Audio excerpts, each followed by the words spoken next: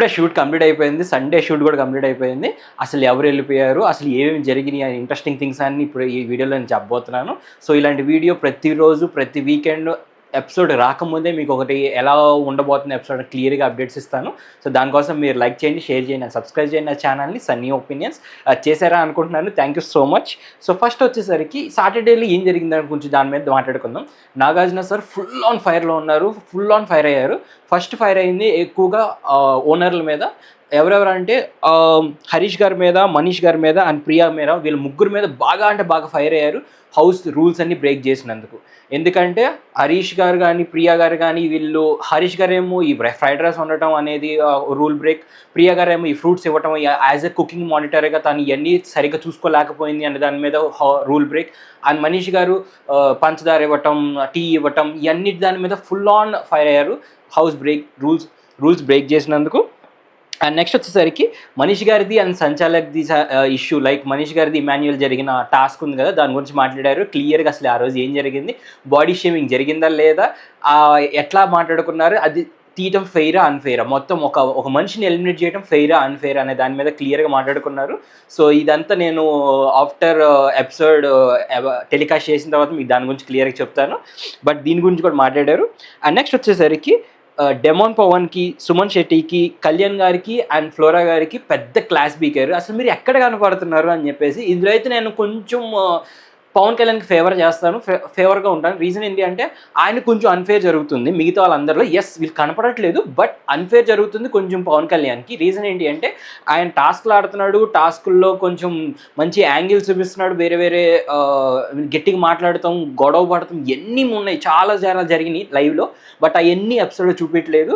So that's very unfair. Pawan Kalyan కనపడట్లేదు అన్న మాత్రం అన్ఫేర్, ఎందుకంటే మీరు చూపించట్లేదు పవన్ కళ్యాణ్ని.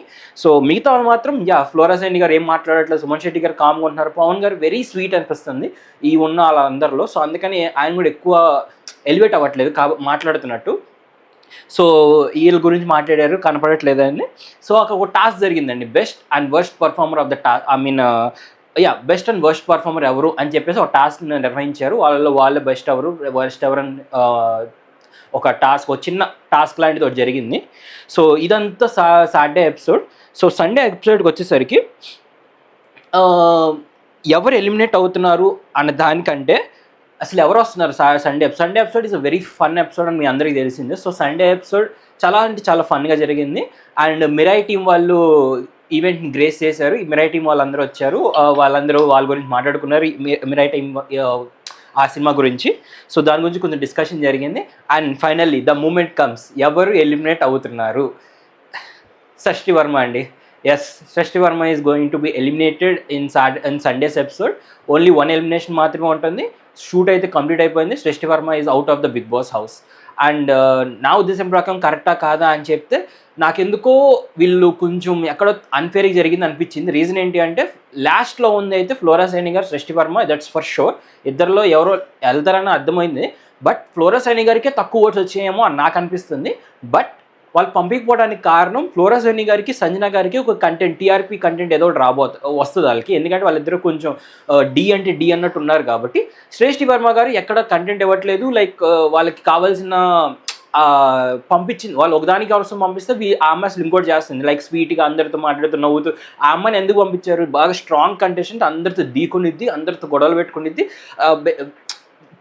గట్టిగా పాయింట్అవుట్ చేసింది అని చెప్పేసి ఈ అమ్మాయి ఏమో ఏడుస్తూ, ప్రతి చిన్న వాటికి ఏడుస్తూ, కృంగిపోతూ, మరీ స్వీట్గా ఉంది. So that's the reason. Plus ఎపిసోడ్స్లో ఎక్కడా ఆ అమ్మాయిని చూపించలేదు. ఆ అమ్మాయి చేసిన కంటెంట్ కానీ, ఆ అమ్మాయి చేసిన టాస్క్ కానీ, ఆమె క్లీనింగ్ డ్యూటీ ఒక్కటే చూపించుకుంటూ పోయారు. So that's the reason she is going to eliminate అనిపించింది నాకైతే.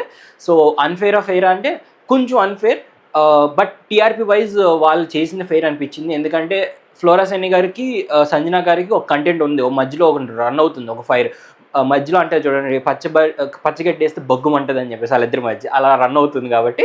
So it's very fine. So ఇవే అండి అప్డేట్స్. సాటర్డేకి సండేకి ఇవే జరగబోతున్నాయి. అండ్ పూర్తిగా మన పూర్తి రివ్యూ అనేది ఒకసారిగా ఎపిసోడ్ రిలీజ్ అయిన తర్వాత దాని గురించి క్లియర్గా మాట్లాడతాను. అసలు ఏమేమి జరిగినాయి పాయింట్స్, నాగార్జున గారు మాట్లాడుతాను కరెక్టా కాదా, లైవ్లో చూసి మాట్లాడుతున్నారు, ఓన్లీ ఎపిసోడ్ చూసి మాట్లాడుతున్నారు, ఈ పాయింట్స్ అన్నీ క్లియర్గా నా రివ్యూ వీడియోలో చెప్పబోతున్నాను. So that's it for this video guys.